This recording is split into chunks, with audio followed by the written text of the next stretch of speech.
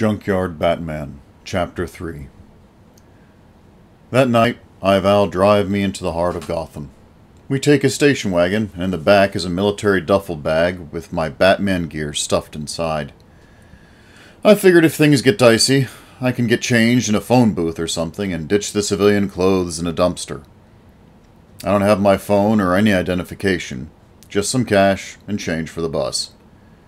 As Al pulls up to a curb, I hoist the duffel over my shoulder and lean into the open passenger window. Pick me up at 4 a.m. in front of the burned-down gas station south side? I realize I was ordering him. And then halfway through the sentence, I change it into a request. Very good save. Al blinks slowly at me. Be careful, kid. I will. I'm just scouting again, that's all. I'm just another homeless guy. He nods and drives off. Gotham itself is a typical city. It represents all of America, really. Ethnically diverse and inconsistently cared for. The downtown is gentrified into polished oblivion, and you can see people walking their 10 grand French bulldogs and matching tracksuits every morning as they go to buy artisanal coffee. Right now, I'm in a dinner rush, and young couples who live in shoebox apartments have put on their one good outfit to try and hook up via Tinder. They are my age. Perhaps I should be doing that. I think about the alluring girl I saw at the surplus shop with the cat-eared hood. She doesn't seem the type to be on Tinder, you know? A selfie couldn't capture what she has. Tromping around, I add a limp to my walk. I want people to turn away from me. The more homeless and desperate I look, the more forgettable. No one will see me here. I have to be injured, financially and physically. A whiff of Chinese food tugs at my nostrils. I haven't eaten in, like, minutes, so I'm ready for another meal. Could food delivery be a good means to deliver drugs? I dismiss it because it is just too obvious. Besides, I can't let my nose do the thinking. A cop passes me on a bike and parks next to another bike cop. They chat while gesturing to a group of pretty girls clomping out of an expensive car like show ponies. Clearly, these two cops are more interested in serving than protecting. Nothing will go down here. Maybe cocaine, but I'm after meth. So I make for the largest parking garages, because 20-somethings with expendable income are always hunting for small, fun-sized doses of drugs, and parking garages are where they like to deal. I'm not sure why. Because every corner of a parking garage has a camera, but maybe they think God can't see through concrete. Who knows? But anyway, I just have to find a cellar with variety.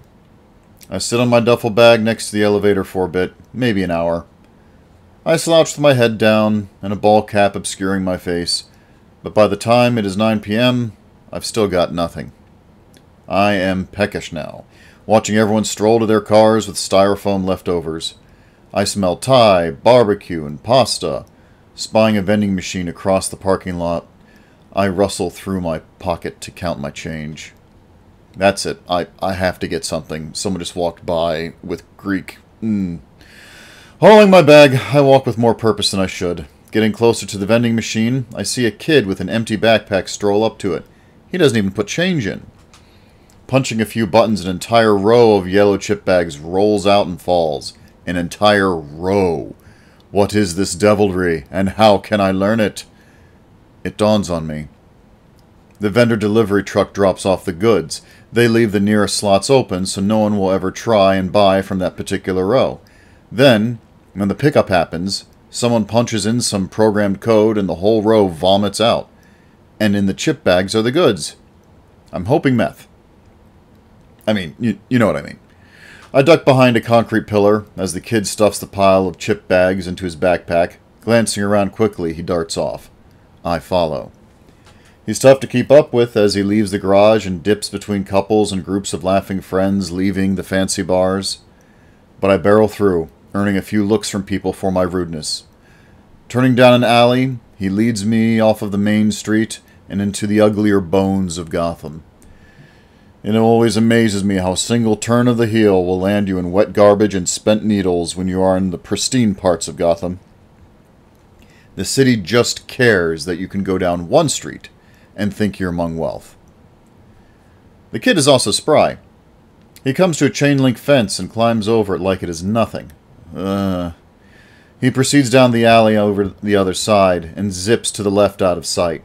Frantically, I dig into my duffel bag and get my wire cutters. Clipping the links closest to the post, I squeeze through. The sharp metal tips snag at my jacket and bag, but I am unharmed, and haul ass trying to catch up. No tetanus for me. Batman does not die of tetanus. Rounding the corner, I'm stunned to see the kid just standing there, looking at me. He's clearly there as a distraction. Before I can turn around and defend myself from the obvious ambush, I'm clobbered on the back of the head. Lights out.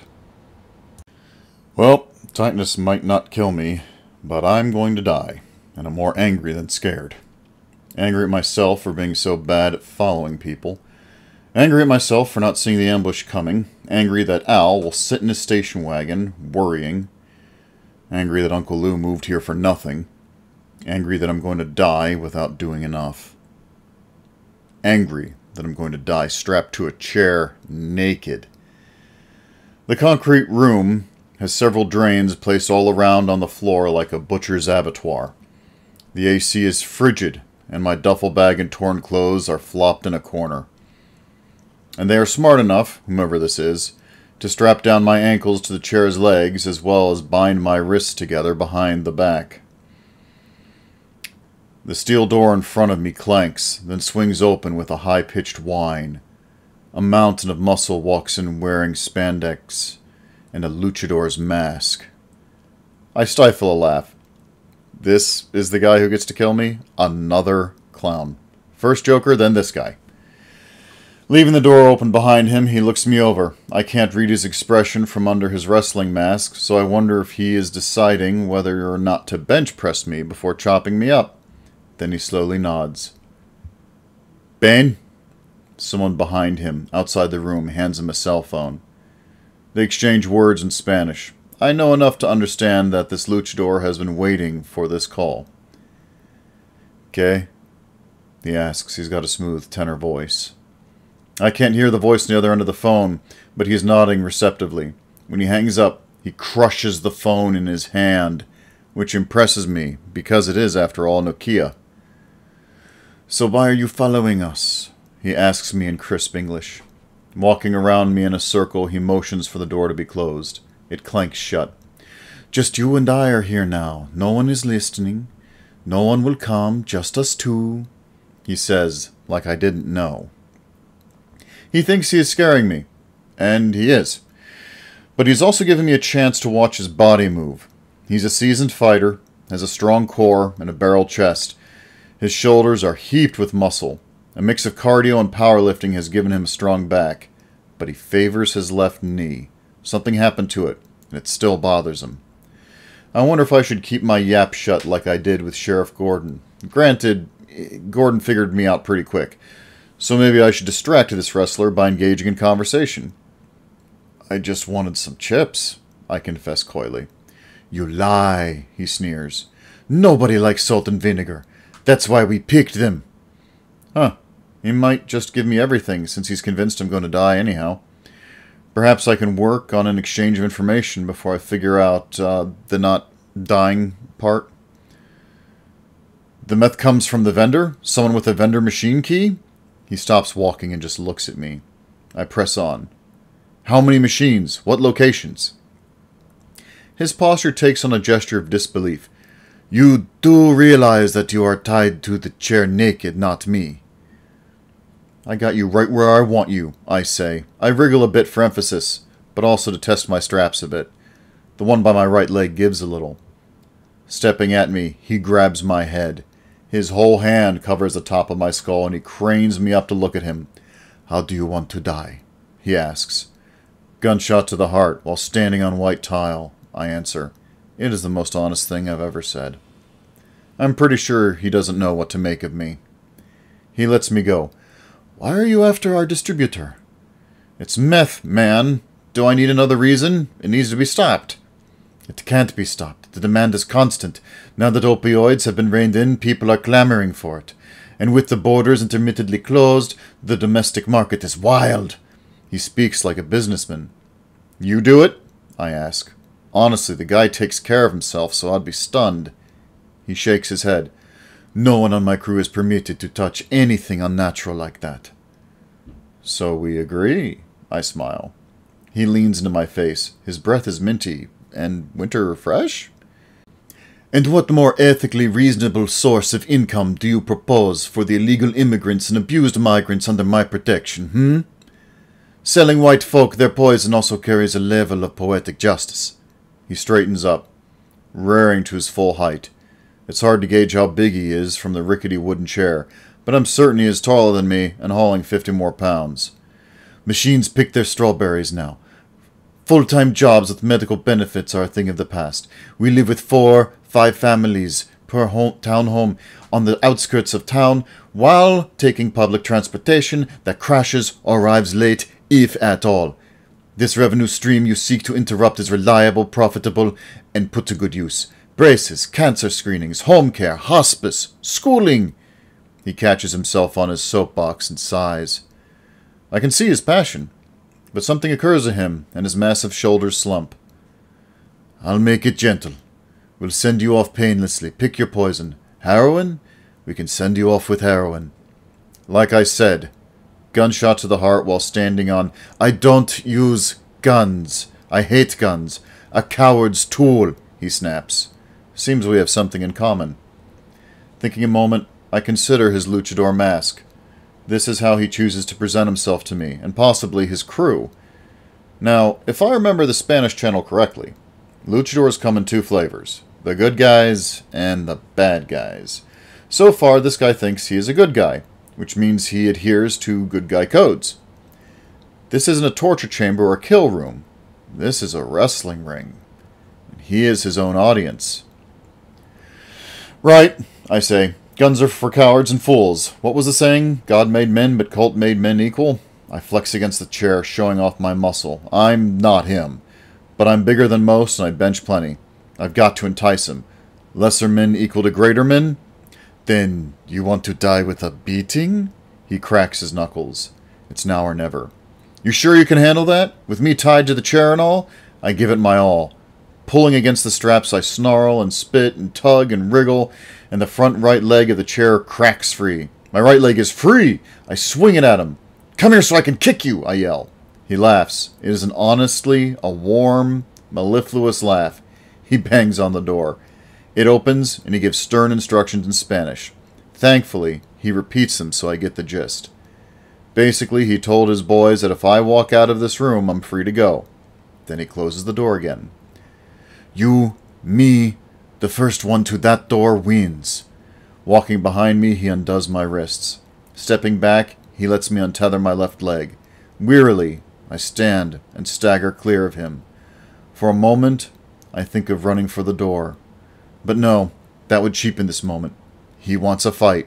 A real, proper fight. Feel free to get dressed. He gestures toward my stuff in the corner.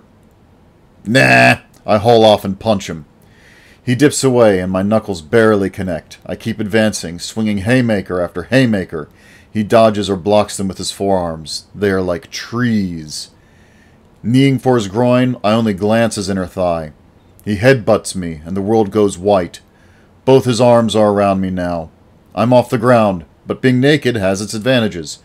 Sweaty, I slip down out of his grasp as we grapple each other, stomping for leverage. Our arms tangled around our heads. He relies on his height and weight. I rely on my teeth as I chomp his thumb. Good guy luchadors fight and have an honor code for fighting. Seems I'm the heel. He calls me something unflattering in Spanish. I kick his shin, stomping down into his toes of his boot. Pissed off, I hear him snarl as he drops down, grabbing my legs. Hoisting me up, he slams me back down into the chair. It splinters into pieces, skittering across the concrete. My slippery sweat gets me out of an arm lock just in time for me to knuckle punch up, right into his nads. It genuinely hurt my hand. I might have popped a knuckle. But he drops to a knee. He drops hard, to his bad one. I hammer him right in the throat with my palm. No matter how big and tough you are, you gotta breathe, and he won't be for a minute. To finish it off his way, I dive onto him and pin him to the concrete like we're in a wrestling mat. He's choking and coughing as his lungs rebel while I get one of his massive arms behind his back. Bringing it up between his shoulders, I got him. I got him. He tries to rise to his knees, but I give him all my weight. He's strong, but not strong enough. A dozen playground fights and school expulsions have finally paid off. "Uncle?" I ask, grasping for air. "Uncle?" It is small, minimal, but I see him nod. Releasing his arm immediately, I roll off of him. This may sound odd, but I give a congratulatory pat on his shoulder. "We can rematch later, after I take out that meth lab." I really don't want this guy to hold a grudge. Something tells me this is the kind of dude I can work around or even work with. He gave me a chance, so I will give him one. Staggering up to his knees, he raises his arms above his head so his diaphragm can open up, getting him air. But he doesn't come for me, he just wheezes. I unzip my duffel bag and start putting on my Batman gear. Batman is walking out of here, not Bruce. Clasping on my armor and canvas overalls, I pull out my welding helmet. I see his eyes focus on the bat ears, and he nods in understanding. With a withered voice he remarks, "I did not know you were also a luchador." I offer him a kindly grin. "Burn that meth. Got it? And heroin. Or whatever else. And no hurting people. No mugging. No... Just be good, alright?" Staggering to his feet, he leans against the wall. "It is all I can do to stop us from prostituting ourselves. We will do whatever we must." "Tell me where the distribution center is, at least. Where is it in Gotham?" He shakes his head. "Well, what can you do for me?" I yell, my voice echoing. "I own this room now, our tiny wrestling ring." "I won't tell them you are coming, and we will get out of your way." Staying out of my way is a good idea. I flip down my face shield. "But you tell them I'm coming." "Tell them Batman is coming."